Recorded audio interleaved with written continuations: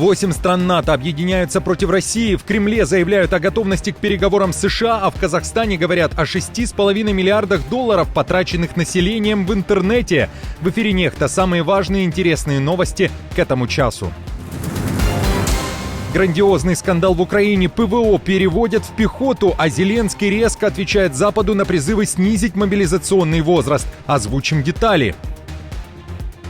Одноразовая поездка домой. В Германии предлагают устроить сирийским беженцам ознакомительный визит на родину. В то же время полиция занимается судьбой сирийца, который бросил камень с фекалиями в канцелярию Шольца.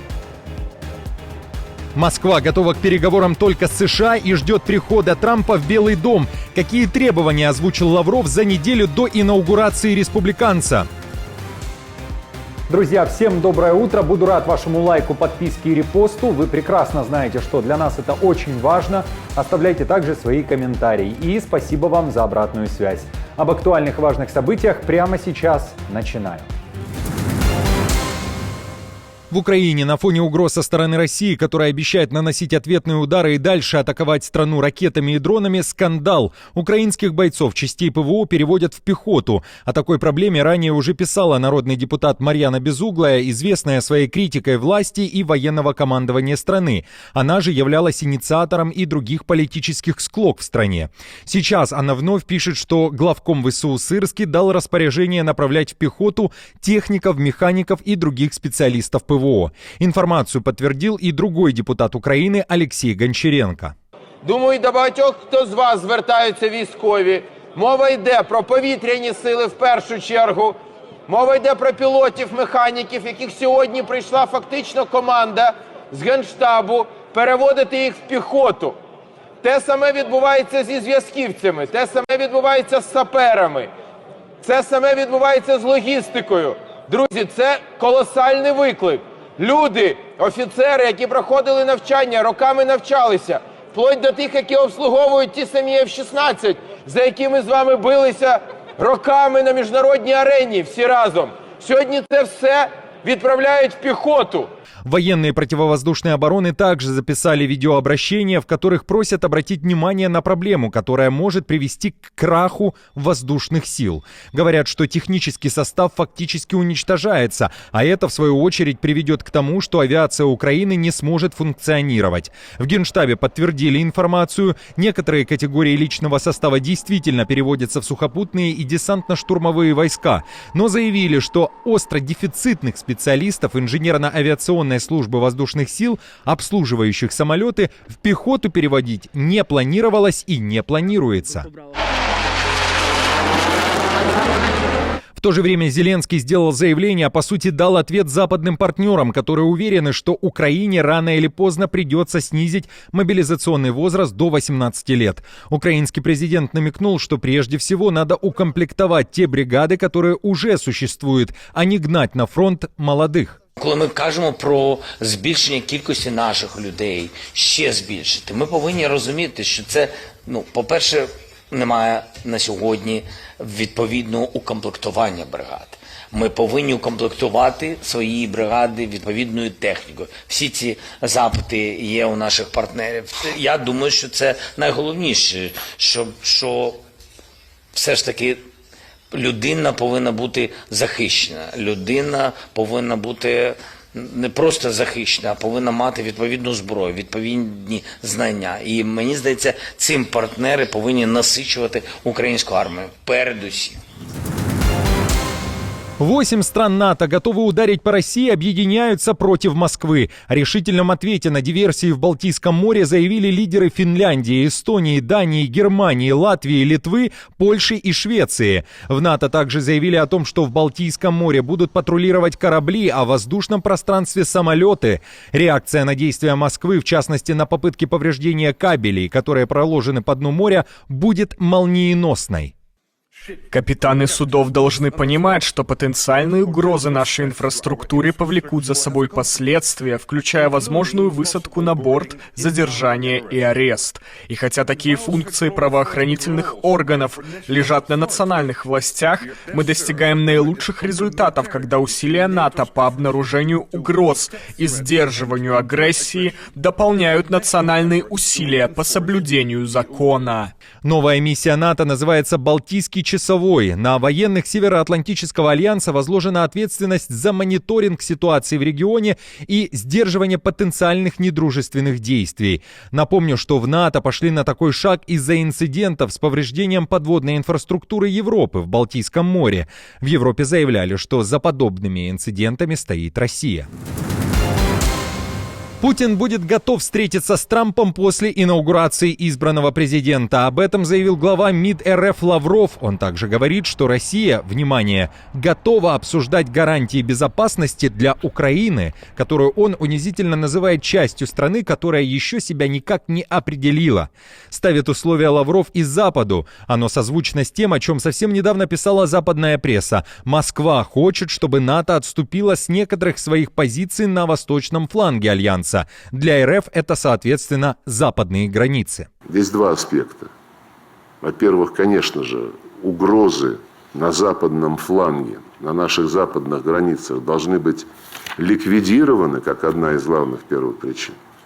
Ликвидированы они могут быть, наверное, только в контексте каких-то более широких договоренностей. Мы готовы обсуждать гарантии безопасности той же стране, которая сейчас называется Украина, или части этой страны, которая пока еще никак не самоопределилась, в отличие от Крыма, Донбасса и Новороссии. Но при всей важности этого аспекта безопасности, евразийский контекст, он будет доминирующим. А вот помощник Путина Патрушев заявил, что РФ готова к переговорам исключительно с США, без Европы. Ко всему, Патрушев назвал украинский народ братским и уверяет, что Москве не безразлично, что происходит в Украине. А еще Патрушев считает, что некоторые города Украины, в которых много русскоязычного населения, уничтожают не российские ракеты, а русофобия. Особенно беспокоит, что насильственное принуждение к неонацистской идеологии и ярая русофобия уничтожают некогда процветающие города Украины, в том числе Харьков, Одессу, Николаев, Днепропетровск. Напомню, что на Харьков практически ежедневно летят российские авиабомбы. От обстрелов страдает и Одесса, Николаев и Днепр, который упоминает Патрушев. Друзья, что думаете о таком лицемерии и лжи Кремля? Знаю, что среди наших подписчиков много жителей городов, о которых только что шла речь. Что вы думаете об этих заявлениях? Напишите, пожалуйста, об этом также под этим видео. В Германии занимаются расследованием фекального дела. Главный подозреваемый – сириец. Несколько дней назад он швырнул камень, обмазанный экскрементами, в здание, где работает Олаф Шольц.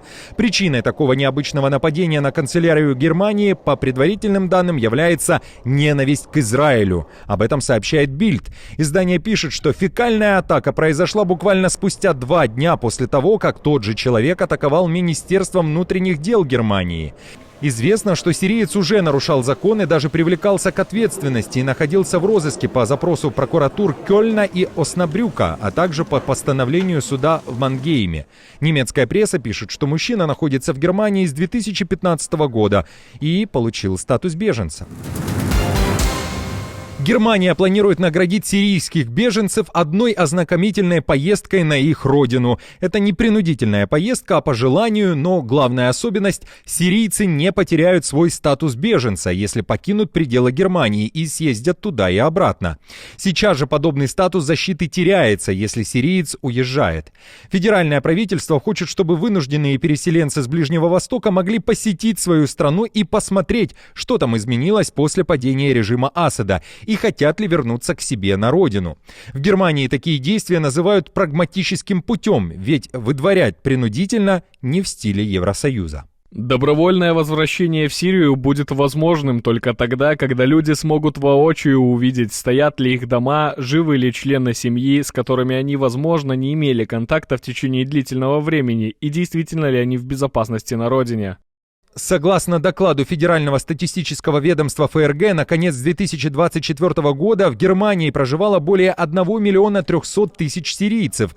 А что вы думаете о такой инициативе одноразовой ознакомительной поездки на родину? Поделитесь мнением в комментариях.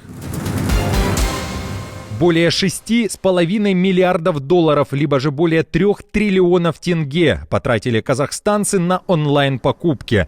Такова статистика за 2024 год.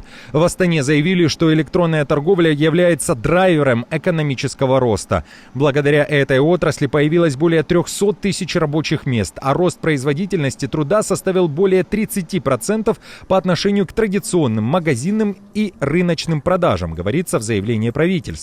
В Казахстане надеются, что объемы такой интернет-торговли в ближайшие 5 лет вырастут в 3 раза.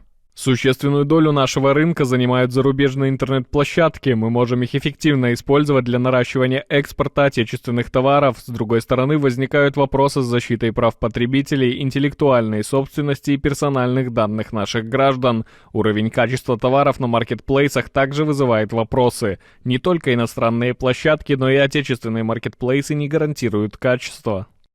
Друзья, подписчики из Казахстана и не только, а как много вы тратите в интернете и вообще, чему отдаете предпочтение? По старинке побывать на рынке или же в торговом центре, чтобы попробовать на ощупь, примерить, посмотреть, покрутить в руках то, что собираетесь купить, или все же покупки онлайн для вас комфортнее?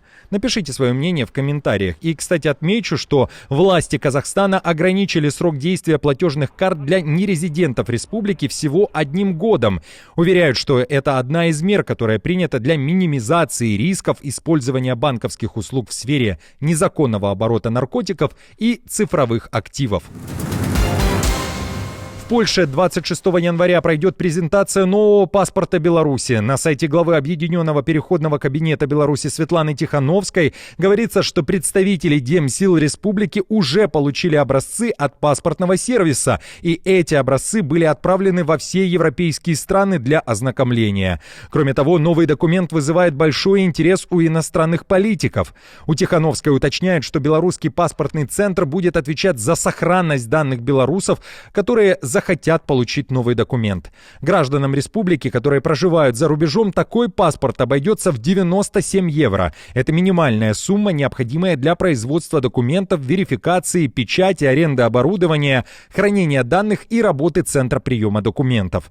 Напомню, что проект белорусского национального паспорта появился в ответ на запрос белорусов, которые столкнулись с ограничениями и репрессиями со стороны режима Лукашенко, сложностями с получением документов, легализацией и путешествий. Нехта Лайф остается лидером среди всех русскоязычных общественно-политических каналов на YouTube. В декабре наши видео собрали практически 59 миллионов просмотров, с большим отрывом оставив позади другие YouTube-каналы. Этот результат и успех – заслуга каждого из вас. Вы ставите лайки, комментируете, делитесь видео и помогаете нам рассказывать правду еще большему количеству людей. Спасибо вам за поддержку. Друзья, на этом все. Не забудьте оставить свой комментарий и лайк. Мы же с командой продолжаем следить за самыми важными новостями. Оперативную информацию от Нехта ищите в телеграм-каналах или на платформе X. Спасибо вам за доверие и то, что остаетесь с нами. До новых встреч и хороших вам новостей.